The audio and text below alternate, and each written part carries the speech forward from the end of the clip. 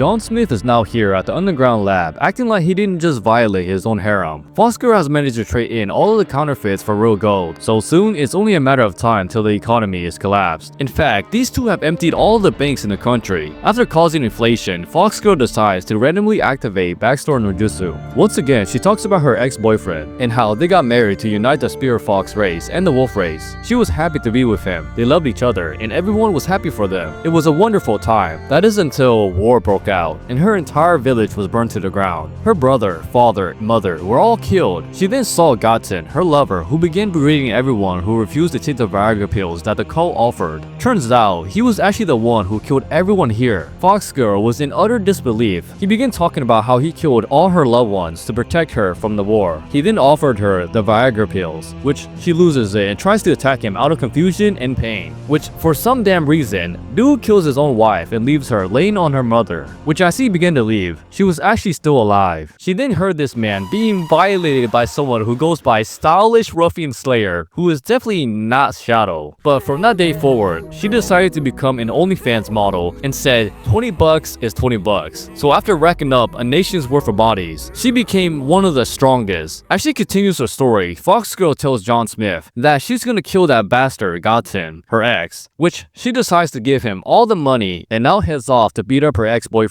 After this, they part ways. The entire economy is now screwed and Misogoshi in the harem is in deep despair and depression. Alpha is the saddest amongst them all. The leader of Misogoshi's business finds out that his ex-girlfriend was actually the one behind this, which as he's thinking, he hears the familiar bell. He orders the carriage to stop before pulling out his own bell. Big things are coming to an end, which Alpha here has no will to live anymore. My lord, he has ascended to heights that only he can attain. He doesn't need me anymore.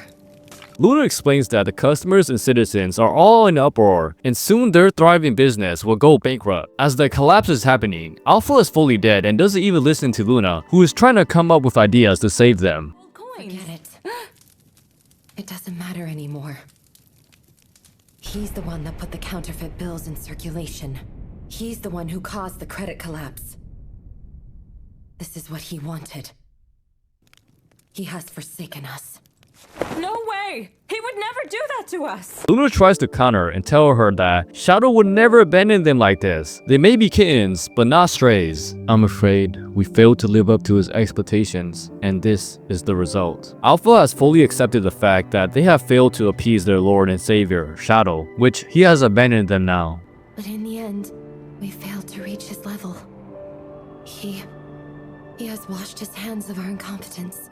As everything seems to be coming to an end, Alpha remembers her vow to Shadow, which suddenly one of the younger kids come in to see the most depressing stuff. Nonetheless, she begins talking about how Goten, their rival, was planning to destroy Misogoshi, which Luna realizes and explains that Lord Shadow is such a genius that he foresaw this and went alone. Alpha's eyes light up and she begins to realize that Shadow might have never abandoned them. Alpha explains and also realizes that their rival never actually started their plan, which means that Shadow was the one who created this collapse. But to what end, she wonders. As Alpha is thinking hard, Beta comes in all excited and says she managed to decipher the code. Alpha takes them and quickly wells up with tears. She realizes that Shadow never abandoned them. In this note, he explains that he is sorry, but he has become a traitor. He began to tell them about his plan and that it was all for them. They begin tearing up and crying, seeing that Shadow was doing all of this for them. They prepare to go collect all the money stored in the place they all know. One of them asks about Delta, which Alpha tells them to calm down, which Delta suddenly appears and they are all happy to see her. John Smith, on the other hand, is massacring everyone he comes across.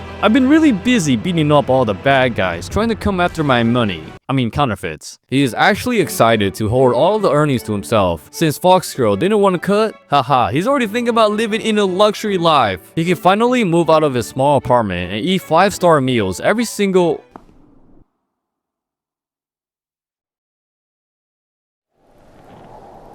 As John Smith is having a mental breakdown, the kids come running in, which as they bring up the name Goten, he turns to them before mentally going insane and laughing like a maniac, cause his dreams of retiring in luxury is now gone. He begins going Super Saiyan and prepares to find this man. You will give it back! You will give back what's precious to me! Fox Girl and her boyfriend Goten are now fighting. He's getting whooped by a woman and is now crying and screaming at her like a toddler. She's freaking disappointed as this man is clearly very desperate and delusional. Something changed you into something I don't recognize. She reminisces about the past, which she tells him that she still loves him. But as she begins walking away, he begins yelling and powering up, which he soon takes his Viagra pills before dashing at her and cutting her down like a coward. He stands over her and suddenly gets PTSD, which as he attempts to kill her, John appears and delivers a powerful punch into his face. It sends him crashing into a bunch of trees. Fox Girl sees that it's John Smith, who has come to save her. Goten gets up and John Smith begins walking forward before blitzing him at light speed. "I've come to retrieve something very precious to me." Goten thinks that he's talking about the kitten, so he begins attacking John. They clash, which sends shockwaves everywhere. Both Fox Girl and Goten think that John Smith is fighting for her, but nah, he's just trying to get his money back, not realizing that his meat riders are the ones who actually took them, which Goten is sent into the snow and is now about to get folded. "Come on, talk. Surely you have something to say." Goten glances at his ex-lover before yelling that he has nothing to say and tries to take another Viagra pill, but his head gets smashed in by John. He's pretty much finished, and after John pulled back, he gets grabbed and begins getting his ass beat, while John tells him to say what he wants to say. After getting beaten for hours, Goten begins chuckling and points out that he is absurdly strong. It reminds him of that person.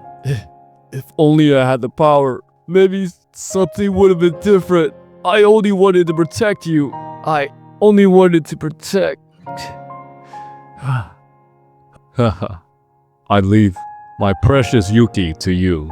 Before he dies, he tells John that his kitten fully belongs to him now, which John tells him that his treasure is in good hands, which he begins to walk over to this Fox Girl and hugs her. As she's sobbing, he touches her back before healing her injuries. She instantly recognizes it as the one who saved her before. She glances up at John and realizes that this is him, her savior, Shadow. Fox Girl returns to her crew of kittens, where she tells them that John Smith is such a compassionate man that he has gone to bury Goten, which is not what's actually happening. Fox Girl is confused where all the money went. She meets Alpha and Beta, who end up convincing her to join. They reveal that Misagoshi is actually part of Shadow Garden, which shocks the Fox Girl. Misagoshi has recovered and saved the business thanks to Shadow. Everyone thinks that John Smith is digging a grave for Goten, but he's actually just digging for the missing gold that was supposedly stolen. After spending hours digging, he realizes that he's screwed and that the harem is probably mad at him for not only betraying them, but also losing the gold that he was gonna use to swoop in and save the day. So to avoid responsibility, he disappears completely.